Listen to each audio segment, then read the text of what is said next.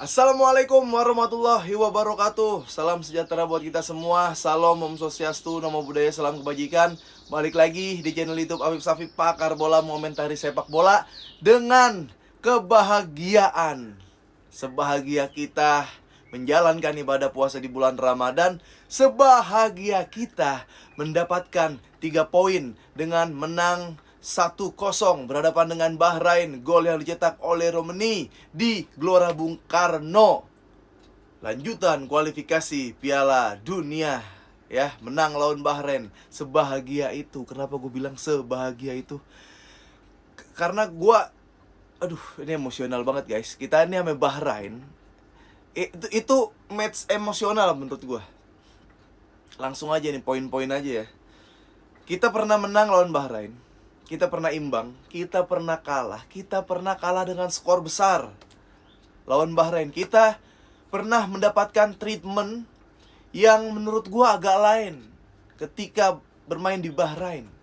Dan kita bisa menang 25 Maret 2025 di Gelora Bung Karno, di depan puluhan ribu dan jutaan masyarakat Indonesia. Akhirnya kita bisa memenangkan pertandingan berhadapan dengan Bahrain. Ya, gua sebelum ngomong sebagai pecinta sepak bola atau pecinta tim nasional Indonesia, gue mau ngomong dulu sebagai masyarakat, guys. Ya, gue sedih, gue terharu, gue saking gembiranya itu gue terharu. Kenapa? Karena apalagi yang kita banggain nih sejauh ini sebagai masyarakat Indonesia, apalagi yang kita yang menjadi kebahagiaan kita tuh apalagi? Ya, coba kita jadi masyarakat, apa yang bisa kita banggakan? Ya, kita kerja setiap hari, ya, demi menyambung hidup, banting tulang tiap hari, memperpanjang hidup, memperpanjang nafas. Ya, kita nonton berita isinya korupsi. Kita lihat media sosial, ada pertengkaran, pertikaian, war antar kubu. Aduh. Ya, belum lagi ada kesewenang-wenangan, rancangan undang-undang. Ya, ada demo. Ya, ada kebijakan-kebijakan yang nggak menguntungkan rakyat. Apa yang kita bisa banggain menjadi rakyat Indonesia? Dan tiba-tiba timnas datang sebagai obat. Ya, di saat kita sedang sedih, di saat kita sedang drop, di saat kita sedang sakit, mungkin timnas datang, hadir sebagai obat. Seketika kita sembuh. Seketika kita bahagia. Bukan cuma sembuh, kita bahagia. Seketika gue ngerasa ada yang gue banggain jadi orang Indonesia, ada timnas. Ya, gue nggak tahu ya kalian seperti apa. Gue sebagai sudut pandang gue sebagai masyarakat, kayak ya udah, ini happy, kebahagiaan kita dapat kebahagiaan di bulan Ramadan, kita dapat kemenangan. Ya, sahur jadi mood, Idul Fitri di hari kemenangan jadi bener-bener menang. Ini gue menyalurkan aura kebahagiaan gue dulu ya, guys. Ya, lu bayangin dah, kita ngapain sih lihat berita korupsi, tangkap, skandal artis, apalagi kebijakan, berantem, temen, saudara pada berantem. Timnas main menang, happy gitu ya. Timnas main menang, yang tadinya kita sakit sembuh. Ya, mudah-mudahan tren positif ini bisa dijaga. Ya, sama siapapun yang terlibat, ya, kemenangan timnas siapapun, ya, para pemain, jajaran staf kepelatihan, penonton sebagai pemain ke-12, ya, fans timnas, federasi, semua gue ucapin terima kasih. Ya, ini sebelum match nih ya, nggak tahu, gue ngerasa beruntung gue bisa nonton Indonesia. Gue ngerasa beruntung hidup di zaman, ya, atau di saat Indonesia ada seperti saat ini. Gue beruntung, ya. Jadi kita hindari dulu komentar-komentar negatif. Kita hindari dulu pertikaian, ya. Kita doakan, support, rasain dulu nih, enjoy momen dulu nih, kemenangan tim nasional Indonesia. Oke, gue mau share kebahagiaan itu sama kalian sebelum kita bahas lebih detail lagi tentang timnas Indonesia. Udah, kalian seperti apa? How do you feel? No? Bisa di-share ke gua Apa yang kalian rasa sekarang? Bahrain. Ya, lu lihat Gelora Bung Karno itu udah kayak pergelaran final Liga Champions. Ya. Enggak, gini. Entar dulu cara main Indonesia nanti dulu, ya. Dari stadion harga tiket yang ada yang bilang mahal, ya relatif lah ya. Mahal pun dibeli pasti habis sama fans-fans timnas gitu. Dan lu lihat koreonya, Ultras Garuda, La Grande. Lihat dong. Kasih wall, kasih banner Garuda. Oh gila, ini sih atmosfer, gue ngerasa ini kita lagi di mana sih? Ini Indonesia kita nih. Itu Indonesia. Jangan itu tuh Indonesia tuh. Ini nih Indonesia nih. Ya mudah-mudahan ya lawan China bisa menang, lawan Jepang juga ada kejutan lah ya. Oke, kita masuk ke tim nasional Indonesia. Sebelumnya gue mau ngucapin selamat kepada seluruh pemain, pelatih, fans timnas, federasi, masyarakat Indonesia tentunya. Ya, terima kasih support kalian, energinya nyampe ternyata kan kepada para pemain. Mereka tahu mereka main di kandang, mereka datang dengan superior. Bahkan kalau ada, gue happy banget. Kenapa? Karena kita udah menang, main bagus. Ya, udah menang. Ya, 3 poin dapat, main bagus. Proses golnya luar biasa, setup golnya luar biasa. Kita bisa menggempur dan menahan gempuran. Itu, kita bisa menggempur dan menahan gempuran. Kita tahu apa yang harus kita lakukan dengan ya atau tanpa bola. Jadi kita menggunakan ball position, kita bermain dengan bola, lagi megang bola kita tahu harus ngapain. Ketika bola direbut oleh lawan, kita tahu harus ngapain. Selalu ada pemain kita di setiap sudut. Ya, jarak antar pemain selalu dekat. Ya, opsi passing banyak, saling mengcover. Gini Indonesia gini Piala Dunia ini. Ya. Ini dan gini, gue udah bilang sih memang dari jauh-jauh hari ya, kalau lawan Australia nggak ada seri ya. Kalah sekalian, menang gitu. Kejutan menang, ya kalah sekalian. Menangnya lawan Bahrain kita, menang lawan Bahrain. Dan gue juga sudah memprediksi ya, beberapa doang yang meleset. Ternyata kiper bukan Emil, kiper masih Paes. Dan gue salah di Pelupesi. Ya, gue langsung naruh Ivar Jenner di situ. Dan yang tampil Pelupesi dengan susunan pemain formasi yang sama dengan video gue sebelumnya. Ya, Indonesia bermain dengan 3-4-3. Martin Paes kiper di sana, 3 di belakang. Ada Bang Jai captain, ada Rizky Ridho, Justin Hapner. Ya, di tengah ada double. Di situ Pelupesi dan Tom Haye. Di sebelah kanan ada Kevin Dix. Sebelah kiri ada Verdong dan Marcelino Oratmangun. Menjadi striker ada Ole Romni yang lebih bergerak bebas ya, kadang dia switch play dengan Oratmangun dan juga dia bisa bermain geser ke kanan, switch play juga dengan Marcelino. Oke guys, Bahrain ya, Bahrain bermain dengan 4-2-3-1. Ini lagi tren memang formasi di era sepak bola modern. Tapi Indonesia bisa mengeliminasi. Indonesia baik dalam melakukan transisi. Kenapa?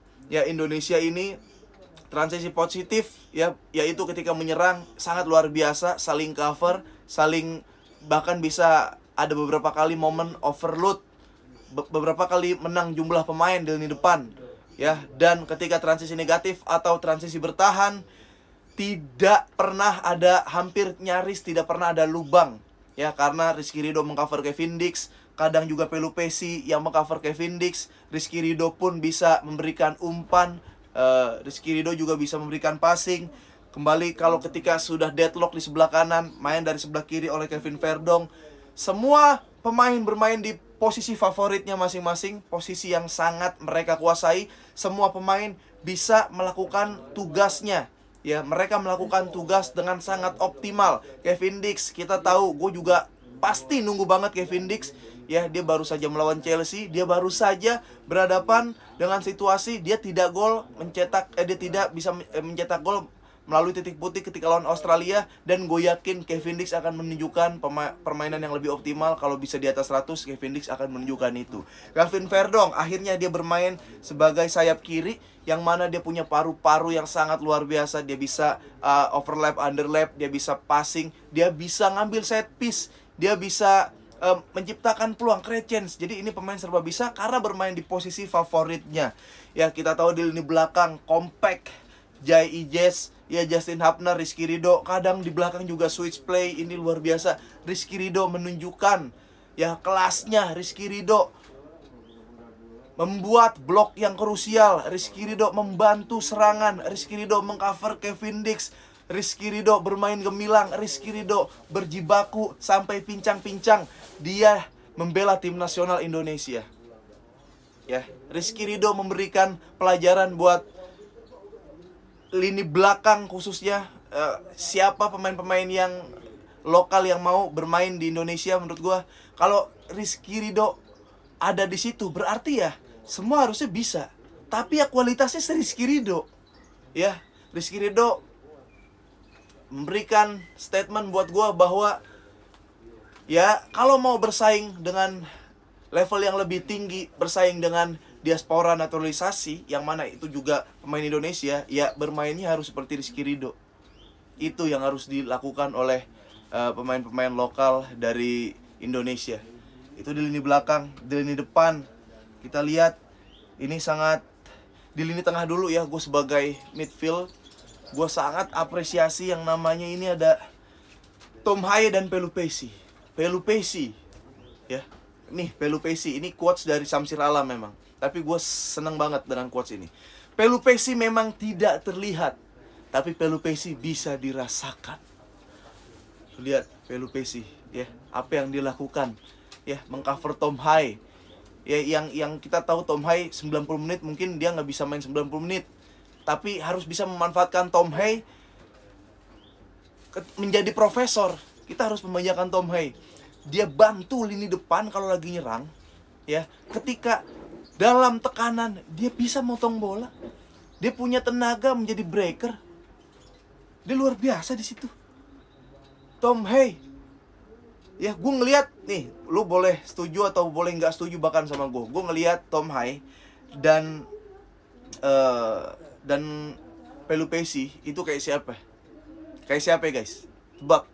Kayak siapa? Kayak De Paul dan Paredes ya. Bodo amat gue De Paul Paredes gimana di klubnya masing-masing. Tapi di Argentina diam-diam mematikan ya, berjibaku, head map paling banyak ya. Sono sini dikejar, bantu serang, bantu bertahan, menjadi jantung di tengah nyawanya Pelupesi Tom Haye. Bahkan gol setupnya seperti apa? Pelupesi bagi Tom Haye, Tom Haye kasih ke Marcelino, Marcelino berikan bola kepada Oleh Romeni dengan tenang. Oleh Romeni menciptakan gol. Nih, timnas bro, timnas kita kayak gini ya. Dan gua apresiasi juga buat jajaran kepelatihan ya, head coach Patrick Kluivert, respect ya. Pastor Lanzard, respect. Gue bukan orang yang ngecengin atau gue orang yang roasting lu. Gue bukan orang yang apa-apa hujat, enggak. Gue tunggu dulu karena gue juga tahu ya, ya nggak bisa ya, pelatih ada menang ada kalahnya memang. Walaupun mengagetkan kalah 5-1 lawan Australia, tapi gue tahu di situ lagi scanning juga, di situ lagi melihat pemain yang mana nih yang bisa dipasang, yang harus berjibaku terlebih dahulu menjadi starting 11. Seperti apa kekurangannya? Indonesia udah belajar 2 di situ. Ya. Indonesia di match lawan Australia udah jelas keropos di lini belakang. Lini belakang kurang koordinasi, komunikasi kurang. Ya. Dan kurang klinis ketika mendapatkan peluang. Jadi kita kalah efektif dengan lawan. Alhasil apa yang dilakukan match tadi, di lini belakang compact, bro. Gue ngelihat Cannavaro, Maldini, sama satu lagi, siapa itu Cannavaro, Maldini? Iya, Nesta kali dah. Costa Curta. Mana itu? Coba. Udah bro, emosional banget ini. Dan pergantian juga kita ya oke, pergantian ini nih maksud gua, tunjukkan taring lu, tunjukkan warna lu. Patrick Kluivert ya, dia bisa nunjukkan di babak pertama kita menguasai, kita menggempur, dapat gol. Ya babak kedua ya pragmatis, normal aja lah, kita menahan gempuran, sesekali melakukan counter. Walaupun ada 2 peluang menurut gue bisa jadi gol, itu bola dari Marcelino dan Eliano ya. Eliano gue nggak bilang dia underperform, gue nggak bilang dia nggak sesemangat yang lain ya, tapi gue bilang ini orang nanti bakal jadi clutch player nih. Suatu saat, entah lawan Cina, deadlock, dia masuk, dia pasti berbuat menjadi pembeda. Oke, di pertandingan kali ini mungkin belum ngeklik dengan teman-teman lainnya.